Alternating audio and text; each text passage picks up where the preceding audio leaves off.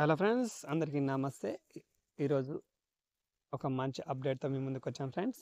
అది రైతు బంధుపై, రైతు రుణమాఫీపై సీఎం రేవంత్ రెడ్డి గారు ఒక కీలక ప్రకటన చేశారు. గుడ్ న్యూస్ అనే చెప్పొచ్చు. అదేందో ఈ వీడియోలో తెలుసుకుందాం. రైతు రుణమాఫీపై రేవంత్ గుడ్ న్యూస్. రైతు బంధు అమల్లో సీలింగ్. ముఖ్యమంత్రి రేవంత్ రైతు రుణమాఫీపై అమలుపై కీలక ప్రకటన చేశారు. రైతు రుణమాఫీ దిశగా కీలక అడుగులు వేస్తున్నారు. త్వరలో రైతులకు ఇచ్చిన హామీ మేరకు రుణమాఫీ అమలు కార్యాచరణ ఖరారు చేశారు.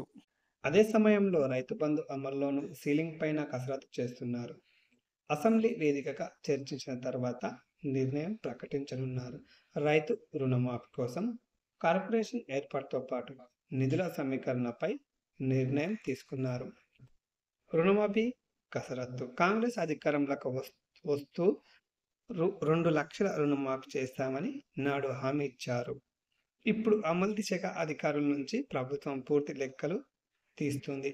రైతుల అప్పులను అసలు వడ్డీ లెక్కగట్టి 2 లక్షల వరకు రుణమాఫీ చేయనున్నారు.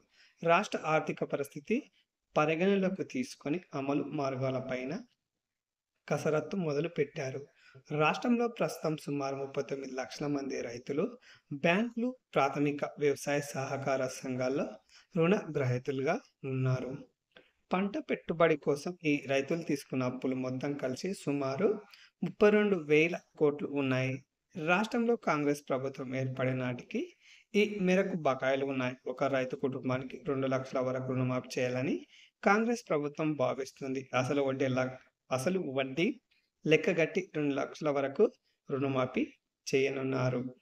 నిధుల సమీకరణ దిశగా రాష్ట్ర వ్యాప్తంగా 40,000 కోట్ల వరకు బ్యాంకుల అప్పులు ఉన్నట్లు అధికారులు తేల్చారు. లెక్కల కసరత్తు రుణమాఫీ అమలుకు మార్గదర్శకాలకు స్క్రీనింగ్ చేస్తే దాదాపు 20% వరకు తగ్గే అవకాశం ఉందని అంచనా వేస్తున్నారు. 2 లక్షల లోపు ఉంటే మొత్తం రుణమాఫీ అవుతుందని, అంతకంటే ఎక్కువ ఉన్నవారు 2 లక్షల వరకు మాఫీ చేస్తారు. బ్యాంకులతో మాట్లాడి ప్రభుత్వ రుణం తీసుకోవాలని మార్గంపై చర్చ జరుగుతుంది. దీని ద్వారా ముందుగా రైతుల పేరు మీద ఉన్న అప్పులు మొత్తం రాష్ట్ర ప్రభుత్వం తన పేరు మీదకి బకాయించుకోవాల్సి ఉంటుంది. ఆ తర్వాత లాంగ్ టర్మ్ పెట్టుకొని వాయిదాల పద్ధతిలో ప్రభుత్వమే బ్యాంకులకు అసలు వడ్డీ కలిసి చేస్తుంది. ఇప్పటికీ రాష్ట్ర అప్పుల కుప్పగా మారిన నేపథ్యంలో కొత్త రుణాలు అవకాశం లేదు. దీంతో సీఎం రేవంత్ కొత్త నిర్ణయం అమలుకు నిర్ణయించారు. రైతు బంధు సీలింగ్.